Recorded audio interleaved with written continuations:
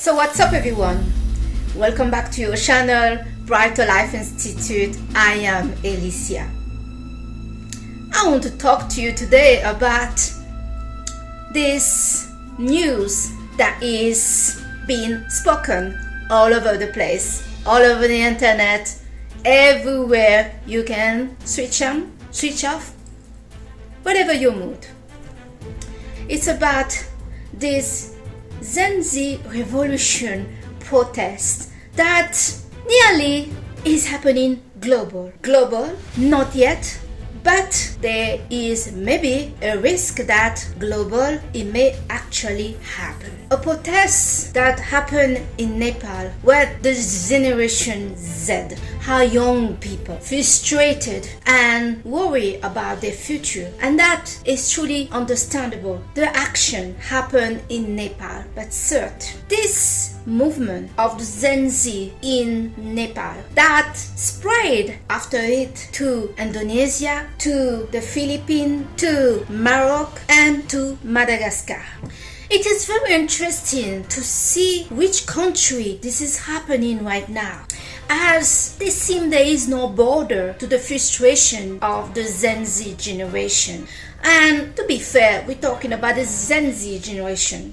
But I believe in the time we are living now, many people of all age and all generation and all nationality and background and ethnicity are feeling the crush and the pressure. But yes, those countries that are awakening right now, that are pushing for change and refusing and exposing corruption, yes, they are what we have labeled as poor or poor country. Like for example, Madagascar, where my family come from. Well, at least my mother. I never liked. And since 2023, I really do not like this label regarding Africa, Madagascar, country that have serious resources that the United States, Europe, China, India, and the rest are using to classify those countries as poor or the poorest in the world. When in reality, those countries like Madagascar and Africa, they are among the richest, resourceful countries in the planet of Earth. But because of corruption, because mismanagement, and because we have leaders like the president of Madagascar that are not putting the priority of his people before his own and the benefit of his family and the rest, we see this kind of country like Madagascar and Africa to fall under the label to be the poorest countries. This always have upset me because it's not the truth. The Gen Z revolution and protest that is happening right now, this is something that I'm pretty sure 100% that every leaders, no matter which country they are leading or they're governing or they are politician of, are following closely. Why is that? Because this problem with the Gen Z, and we putting forward the Gen Z, how they started this process, and bravo to them. They are making us proud. The parents of the Gen Z are the boomer and the Generation X. And if you know anything about the boomer, they're the hipsters, the freedom. Still they were in the money, but the Generation X was the one that does money really matter and they wanted freedom. So this is their children. So I can tell you right now, many of those parents are proud to see that their children are putting their concern in the right place. We've been accusing those generation of Gen Z, the millennial, and now the Generation Alpha to be stuck on their phone, on the social media, and to not want anything, to be lazy, etc. We are finding out they are not that lazy and they are concerned about the environment, their future, even more than any generation before that. For good reason, this generation of Generation Alpha, Generation Gen Z, Generation Millennial are facing a pretty grim future where they're competing against what? The AI, the robots, and everything else. So it is not a surprise that there is an explosion, a rebellion in that generation, and so the one that is coming, because Generation Alpha is facing pressure in Europe, for example, to be sent to the army. Let's see how is that going to go, because this might not go as good that some of those governments have planned. But to get back to the situation, in Nepal, the young people have rebelled and brought down the government in 24 hours. It started with the suppression of the social media. This makes me laugh a bit, because we, Generation X and the rest, we were not born with those tools. But even us, we will be protesting if we don't have them. But for the young people, those social media tools, TikTok, Facebook, Instagram, and etc., is part of them. Is the way to communicate with their friends. Is the way to sell themselves. Is the identity. Is the way to discover about the world. And is the way for some of them to do business and make money. So to suppress that is to suppressing their right to express themselves, is suppressing who they are and what they represent. So it's not a surprise that this have made it explode. I remember last year Emmanuel Macron talking about removing or suppressing or controlling, regulating the social media. Well, I can tell you what is happening right now in Nepal, in Morocco, in Madagascar, and even some other country in Africa. Many of these leaders can see what kind of reaction they will get from the young people that have made this in the vein, in the DNA, the social media, my friends, and everything else. You can see how much, as a young person, these things matter to them. But what we did not expect, all of us, is to see how much those young people, understand about corruption. Yeah, there is corruption. About how things around them for their future, because many of us won't be here when these peoples will take over. This is their words. This is their future. When we see in Morocco, the young people are talking about there is no hospital, there is issue with the university. We wonder, where is the government priority and their sense of adult, to be mature? We have here young people that are mature, but where is these people that govern, that don't understand that a country needs good hospital? That 8 pregnant women died in Morocco because the lack of care. But they found the money immediately to build 3 football stadium. And we know about this football stadium because we also heard about it in Brazil. During the poverty, the worst time for Brazil, they were building up these stadiums in Brazil for the World Cup. And how this have affected also the team, the Brazilian team. They lost like 7-0 against Germany. They were so unmotivated because their people were not supporting this and not supporting them. In Madagascar, you young people, we portray this country as the poorest. I'm proud to say it is not the poorest. It's poorest because the manipulation, because of the corruption. Madagascar, like the rest of Africa, is not poor. I'm so sick and tired to hear people talking about those countries like the poorest and destroying our own worth, destroying our proud. Like, if we look properly for developed countries, well, they're getting everything that they have from those countries they call poor. And Madagascar have serious energy and serious resource that the rest of the world are using. So they are not poor. It is mismanagement. But today we see the young people say, enough, we don't have electricity, we don't have water. Oh my God. And we have here a president that is dressing up great, that look rich, that going to New York to the UN to talk on the behalf of his people in his country. But I will feel uncomfortable if my people was portrayed as the poorest and I look like I'm rich. And this guy has, companies, he has monies, all his children is well off, but his people that is bringing the tax money, even they are poor, they're paying for the electricity and water, and they don't have a future, they don't have electricity and water. The people of Madagascar need to fry them, need to remove this president that been president of Madagascar for 15 years. Is 15 years too long? 1 day, 1 hour, 1 minute is too much. This guy needs to leave. He's a puppet of France. Yes, I'm French as well, but I do not support any corruption, any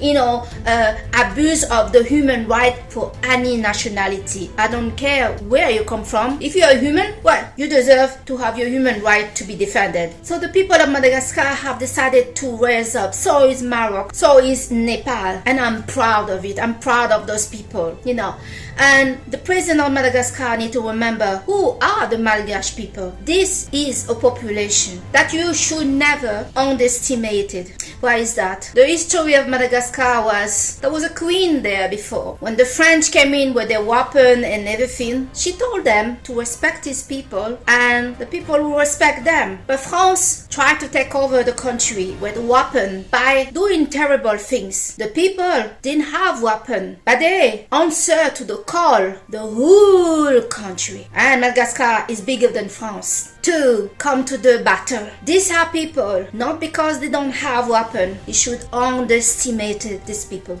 They are very capable, determined, to the heart, connected. This president here, his time has very much came to leave. You need to leave. And you know what? If I was there, you won't just be made to leave. You will be made to leave everything that you took from the country, including your home, your clothes, everything else, and the money that belong to the people. Malgache people are paid nearly and living nearly €1 a day. So the next day they have to look for another euro, and they're always constantly in survival mode. But whose fault is this? It's the president. There are companies like Facebook and Meta, that go to pay Malgache people to build up the artificial intelligence and paying them €12.50 a month to do this artificial intelligence testing. It is because the president is no good that there is not a minimum wage. There is not a requirement. If you're going to pay my people, you billionaire, American, Chinese or whatever, this is the minimum wage for my people. He never done anything for the people. There is resource,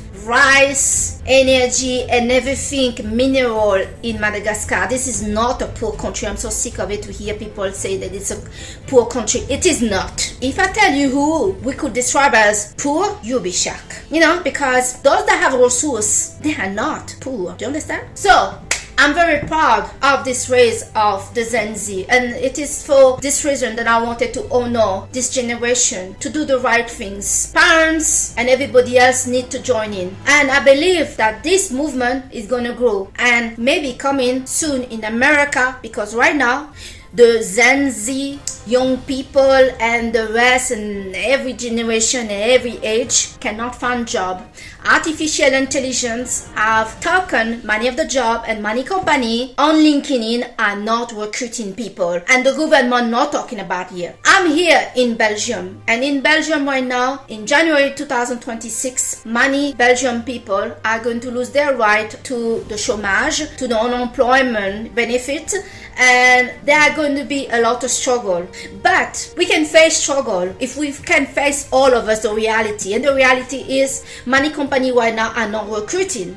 It's not that people don't want to work, because we want to work because we want to survive. But if companies are not recruiting us, what we're supposed to do? So having a job and company giving people a job and opportunity is not just about them saving money, but they may realize that this also saves their democracy and the stability of their country. If you don't want to go astray like in Nepal, and who knows, Madagascar is coming soon, then you need to think and you need to give people a way to live. If the young people that are educated with student debt, because we told them that they need to get university and everything, and now we're telling them, oh, your degree means nothing because AI can do it faster than you, and now you need to learn to do, blue line jobs like mechanical, nursing, and etc. So the white collar jobs are disappearing. But that is too bad, because those young people, many Gen Z people are educated. They have a master, they have a PhD, and they have debt. And you're telling these people now, what? You cannot get jobs. We don't have nothing for you. So that's when you're going to get a global issue. I believe this global movement of the Gen Z is coming here in Belgium, it's coming to France, it's coming to Europe, it's coming to United States,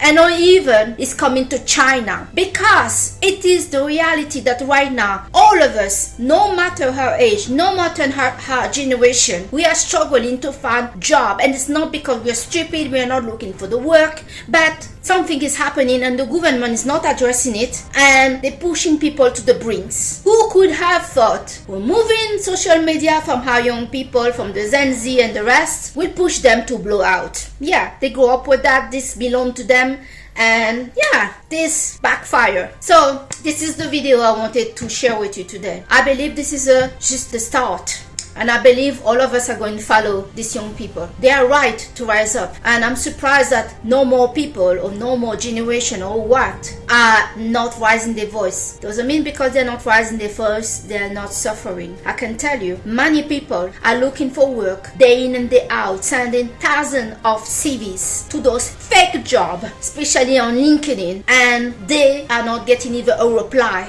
So it's not the people's fault that they are not educated, they don't have the experience or whatever it is that the people are unemployed. But we are not talking about the elephant in the room. The responsibility of the government to either put in place the universal wages for everybody to live, or ask those companies to create jobs. People don't have a job, well, you're gonna get situation like this. And if we've been provoked to whatever, and we've been suppressed by corrupted politicians that live off of the earning and the taxpayer money, then you're gonna get this revolution globally. I believe this will spread. It's just the start of it. The idea have been given, and now many young people all over the world are getting the message. Trouble is coming, and it's coming maybe soon next to you, and maybe you will be joining them. Like I will, I'm coming. Please wait for me.